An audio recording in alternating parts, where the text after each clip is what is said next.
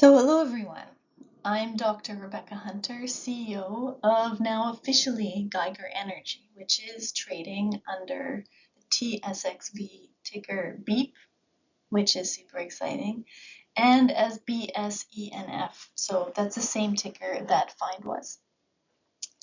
So this video is to supplement our recent press release that just came out and is largely about our Hook project and our exploration plans that we are planning to do this upcoming winter. So just forward-looking statements, of course, we'll do it, I'll be doing it likely, so just to be aware, and that's that. So again, this is kind of another installment to the Pathway to Discovery series, but it'll be a bit quicker, I promise. And it's mostly to focus on the latest release that went out, and it's going to be on the 2026 exploration plans this winter on Hook. And, in general, as part of Geiger's strategy, we want to be able to explore, both the Athabasca and the Thelon with good, solid projects to maximize discovery potential. So Aberdeen in the summer and Hook this winter. But again, I just want to give a brief update again on the Aberdeen project before I focus on our plans on Hook. So again, I think I mentioned this in the last video, but we completed 20 holes this summer. We wrapped up in mid-September, and we targeted 5 main targets, 4 main ones really, but kind of covered 5 areas.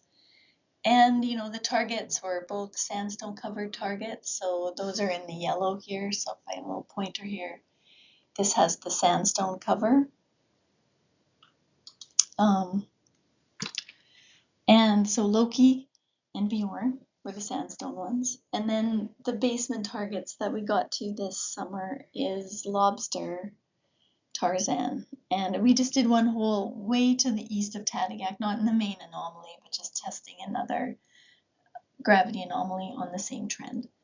And so overall we tested 4 main trends, so Loki, Lobster, Tarzan, and Bjorn, and intersected moderate to strong uranium-related alteration in 17 of the 20 holes. So really good success rate for that. These trends are very fertile, and it's just going to take time to explore them properly. And so we intersected some elevated radioactivity, geochemistry pending, so as those results come out in the next while, not giving a timeline because I have no idea, but as those come out, then I'll revisit the Loki trend in particular, but also bring up the geochemistry and the other grids as well. And so the most exciting thing, of course, is the first intersection of weak uranium mineralization at the unconformity at Loki, and that was the kind of focus of my last little discovery presentation. And again, when the geochemistry comes out, we'll talk about it a lot more, because be able to say a lot more, not only about the uranium, but some of the pathfinder minerals too. I'm assuming be lots of boron and lots of the other kind of elements, moly, cobalt, nickel, kind of those standard pathfinders in the vicinity of uranium deposits. So be showcasing that as well as we see fit, as we get them. So that's down the road, but I just wanted to give, that's kind of what's happening. I hope to do another release pretty soon in the next couple of weeks on the Lobster grid and the Tarzan grid, because I really want to showcase and show everyone kind of the alteration that we hit there and what's exciting about those grids as well. So that's upcoming, and that's kind of the main news flow for the next while until we get the geochem, and then we'll talk about it even more. So now onto the Hook trend. So winter 2026 program, and so we're excited to kind of showcase what we want to do here this winter.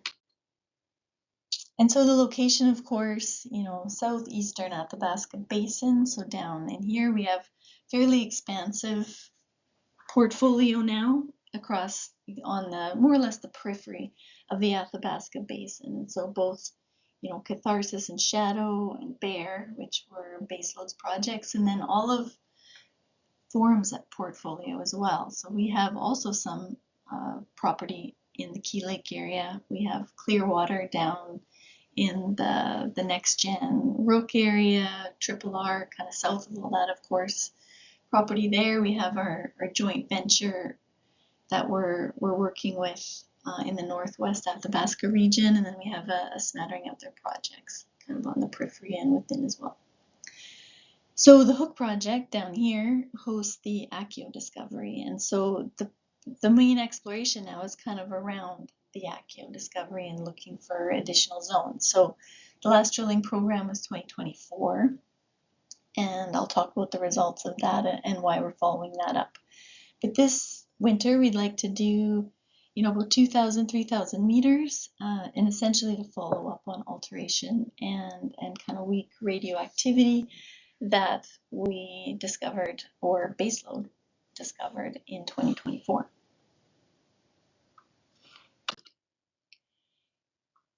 So here are the two main areas we're going to be following up, and if you're following the story, you've probably heard some of this already. I know that James has given some videos, some preliminary ones last year talking about it, and even I think this year a little bit going through some of the latest to kind of update investors. And so again, this is a magnetic image of a portion of the Hook property, and really a lot of folding, got a lot of big faults running through here. So, quite a bit of structural complexity. You got the ACKIO here in this nice magnetic low with quite a few coalescing faults. And then the two areas that have additional gravity lows of interest that were drilled in 2024 is TAB, which is here, and the TT area, which is here. So they're about 5.5 to 6 kilometers on either side of the ACKIO area. And so they intersected some really great, strong clay, like significant strong clay alteration, especially in the TT area, and, kind of expansive boron anomalies and an elevated uranium within some of these as well. So that's why we're going back. And so just to kind of hone into TT, so you've got this gravity anomaly, so it's, a significant gravity low. They drilled 5 main holes into this area located here, and they intersected some really impressive clay and again thick intervals of impressive clay. So this photo here is showing that clay, so that white alteration, significant overprinting this earlier hematite, and you can see that it's almost entirely clay alteration. So this is a scribe, using one of these kind of scribes to kind of gouge through just to show how soft it is.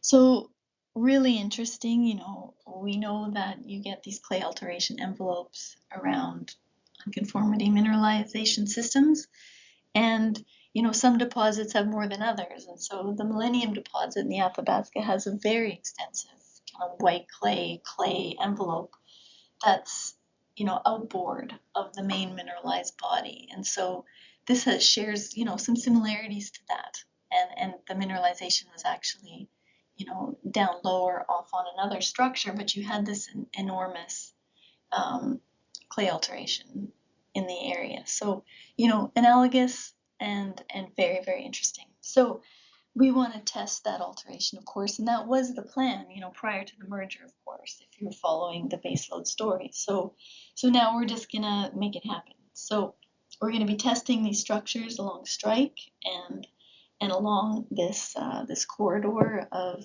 a gravity anomaly. And from the geochem that was done, the clay is dominantly illite, so that's super favorable. It has some anomalous uranium within it, and so I'll show a table at the end to kind of show where that was. There's a little bit of elevated radioactivity and anomalous uranium, and a significant boron halo. And so boron is, of course, a really great pathfinder element to unconforming type deposits. And so in this case, and both these grids, there's fairly expansive boron halos, so several tens to over 100 meters of elevated boron in the vicinity of these drill holes, and like within these drill holes. So that's extremely interesting. That helps us vector in. So So this is just a cross section again of some of the holes that were drilled into the TT area, and you can see that they've highlighted this really nice clay alteration and kind of a quartz stockwork. So you've got some sort of fault zone going on, and you've got much permeable kind of rock, and so potentially the holes that were drilled in the past basically overshot a potential zone. And so the plan will be to get back into this area, drill a bit deeper, drill underneath of where these structures are kind of intersecting a potential continuity here of interest. That might be where you get uranium precipitating out. So that's the plan, just kind of a preliminary plan for TT. And we'll be refining this as we dig deeper into the data now that the Aberdeen drill program is complete for the year. So that's the plan there. So now onto the tab area. And so again, this is a really nice little gravity low. It's a magnetic low. 2 holes were drilled in 2024. And they intersected intermittent, strong, locally clay alteration as well as hematite and a lot of structural disruption. So fairly extensive, strong fracturing. So a major brittle fault zone running through here. And the clay is dominantly illite, so that's super great. And then anomalous kind of radioactivity or more significant radioactivity just outboard of the brittle fault kind of fracture zone. And so from the geochemistry, just over 600 ppm uranium in this kind of elevated area. It's kind of associated with the pegmatite. Large boron halo again from the geochemistry, which I'll showcase in a second. And, the pegmatites too are kind of interesting as well because there's some kind of quartz, a little bit of quartz flooding within some of them as well. So, suggesting, that there is potentially kind of an old structural conduit here where you get some of that older kind of alteration related to older structures. They get brittly reactivated, and that can be very important. That's very important in a lot of the other uranium deposits in the Athabasca, where you get these kind of reactivated older fault zones overprinted by kind of brittle alteration, and then that's where you get uranium precipitating. So very interesting. You got a bit of metasediment in there. You've got a lot of faulting. So gonna go back in there, drill much more of this gravity anomaly.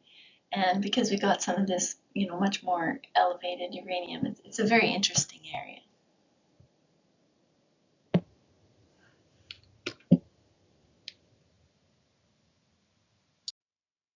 And this table here, this is in the press release, and so it's just summarizing the results of all the Hook geochemistry. And so the earlier table just showcased the actual CPS, so the radioactivity. So now we've put in a bit more of the detail into the actual kind of uranium intercepts. And so, modest for the most part, but, some interesting stuff here, especially at tab here. So you got, up to 600 ppm uranium here over a meter. And again, extensive boron halo. So I'll go into that in a second, but you got really good uranium, just kind of, initial, you're interesting stuff going on. Again, also in where you get that really strong alteration at the TT area. Again, definitely over background. So something interesting is going on, but still need to do a lot of drilling to figure that out. And then, what's more interesting from the geochemistry from this kind of level is the boron, which is, very much associated with the clay alteration. And so just very thick intervals, again, elevated well above background, over, you got 30-meter intercepts, all the way to, well over 100, almost 200 meters of elevated boron. So big system. So you got some big systems here, and these are outboard from ACKIO, so about 5 to 6 kilometers away on either side. So new kind of new trends, new interesting trends to follow up, and really trying to just do more exploration and showcase the greater potential of the Hook project in addition to the ACKIO discovery and what it has to offer. And this is just the model, just like showing it, for both, the Hook project and what we're trying to do there, also the Aberdeen project. We're looking for these kind of two types of systems, kind of end members of the ankylorite type deposits, and I've just highlighted here, for the Hook projects, we really look for these basement type deposits, just like ACKIO here. That's kind of the model for that, in a very general sense, and that's what we're going to be chasing for TT and TAB. And then as we go through the data, we might kind of flush out a few other areas to test as well. And that's really it. So Geiger Energy is now live. We're really excited. I'm really excited to see what we can do. Some good quality projects, some good quality kind of technical exploration, in 2 districts. So we're really excited though what we can do in the near term, and that's what Hook's all about, and building on what James and the team before did at Hook. So looking forward to digging into that data and seeing where we can go with it and go from there. So thanks a lot, and we'll be updating you more as we move ahead.